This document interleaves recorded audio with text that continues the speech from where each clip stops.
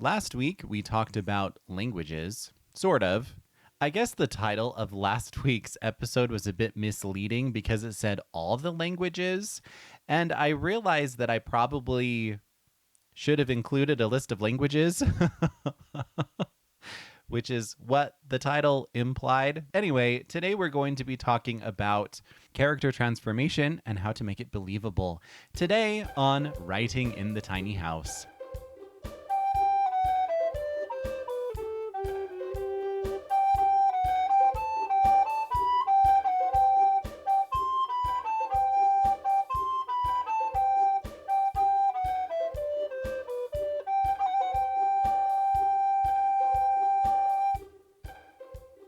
Hello,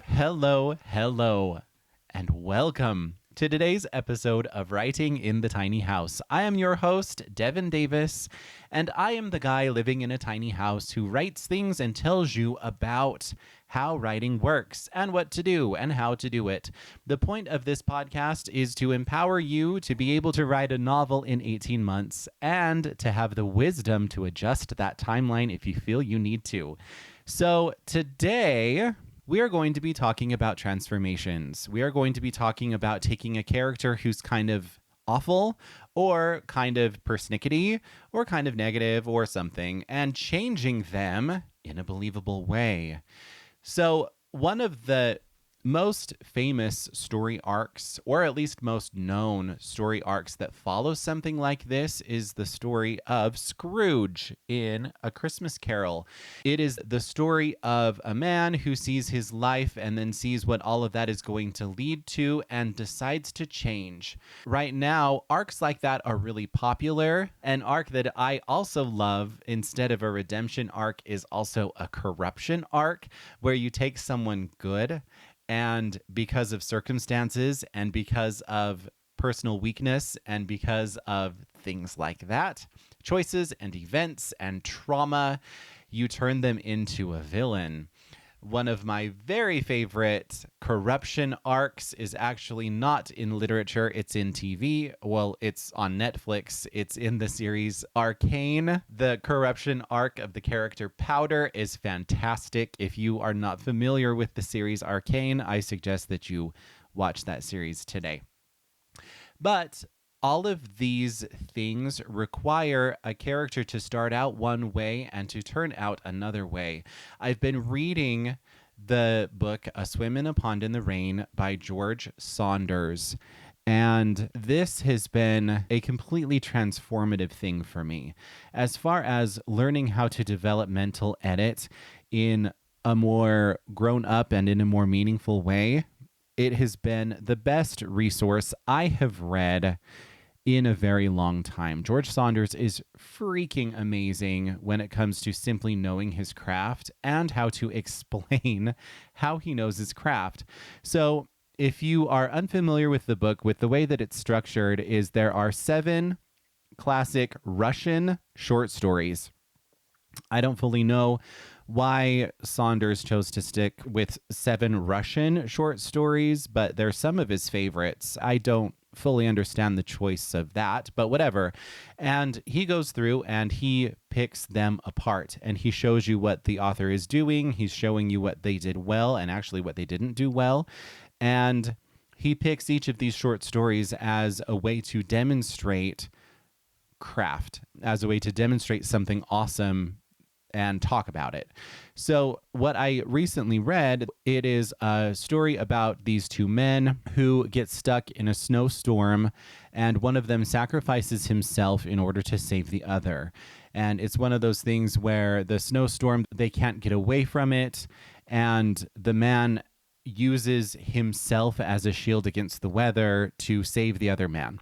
And the thing that Saunders brings to light in this short story that makes the transformation of that man so believable. So this man starts off as a very self-centered person, and he is distrustful. He and the other main character, the person that he saves, don't have a super great relationship.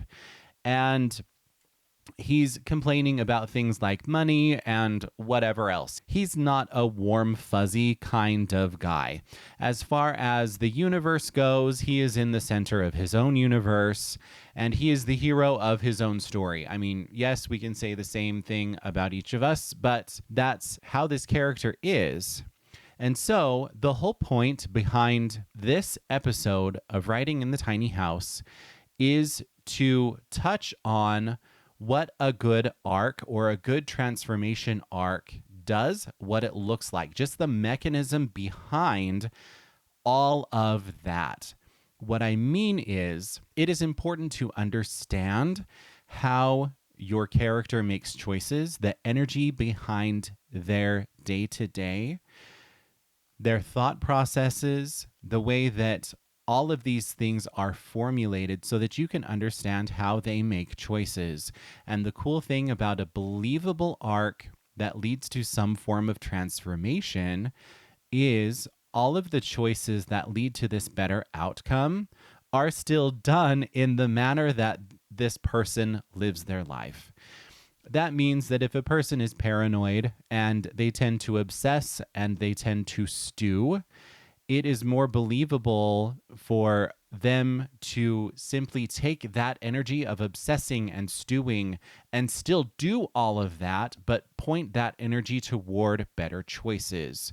So with Ebenezer Scrooge, he was a person who is short. He lacked understanding. He also was quick to decide and quick to make choices to bring about a resolution. And so that's how he ran his business. Everything was decided on the spot. His word was always final. And so even while he visits with the spirits of Christmas, past, present, and future, and all of that stuff, and in the end, he is a better person with a better outlook on life and a better outlook on the meaning of life and the meaning of Christmas, which is the whole point of A Christmas Carol. He still is making decisions the same way he made decisions. He commands a boy to go buy a turkey. He is still, bossing people around. I mean, still in the spirit of Christmas, but he is still himself. So if you have a person who tends to be loud and ornery and uses colorful language, odds are, even though they are going to be making better decisions in the end, they still will use the same language. They will still be loud. They will still do all of those things. If you take a person who is a rebel and then turn them into a priest, I'm not saying that isn't believable because we've all read stories where it is. You need to pay attention to how that rebel made his decisions. Even while he was in the throes of maybe breaking the law, was he following his heart? Was he still standing up for what he thought was right? Was he still standing up for himself? Was he using aggressive language and a lot of self-confident stuff? Was he physically aggressive? Things like that. And if you can tie all of that back into how he is as a priest so that we can still see that he is there, that's what makes it all more believable. So again, with this story that is mentioned in A Swim in the Pond in the Rain, this guy who is self-centered, who is kind of the hero of his own story, he still makes those decisions. He decides for himself that it would be best to use himself as a shield against the weather for this other man so that this other man can survive. It's still done in kind of that self-centered way, but in one of those ways that we still see the change, but we still see the person, if that makes sense. It's important to include the essence of the person as we bring about this arc. If we want to visit this corruption arc that I mentioned, there is a girl in the story of Arcane. Her name is Powder. She is tinkery. She likes to make things. She is very submissive and moldable, and she doesn't want to be a screw up. And so bad things happen, and the bad guy is able to capitalize on those things and bring her to do bad things. And so we still see the same girl. She still makes decisions the same way that she always has, just in this other framework of now she's a bad guy. Now she's like this henchman to the bigger bad guy. And so we see this corruption arc, but we still see the character. So this is kind of a shorter episode today, but the next episode, so I'm going to make this into a 2-part series. The next episode is actually going to be kind of the sad side of this.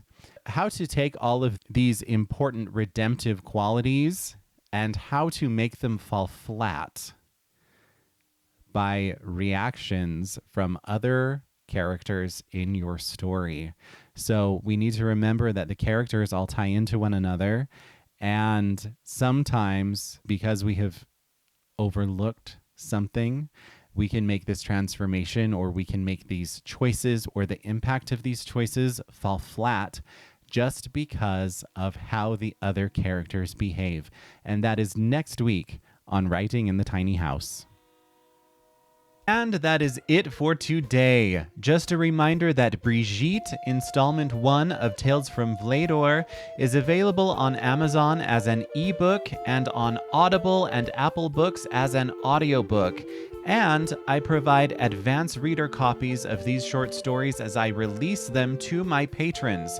So become a patron today by visiting patreon.com/writinginthetinyhouse to support both my writing and this podcast. And lastly, be sure to follow me on social media. My Instagram is @author Devin Davis, and my Twitter handle is @author Devin D. Thank you so much for spending some time with me today, and have fun writing. We will see you next time. Run by copy editor Chrissy Barton, Little Syllables Editing is a reliable resource for anyone looking to improve their manuscript. Chrissy does line edits, copy edits, and the final proofread for experienced writers and newbies alike. Go to littlesyllables.com and reach out to Chrissy today. A link is in the show notes.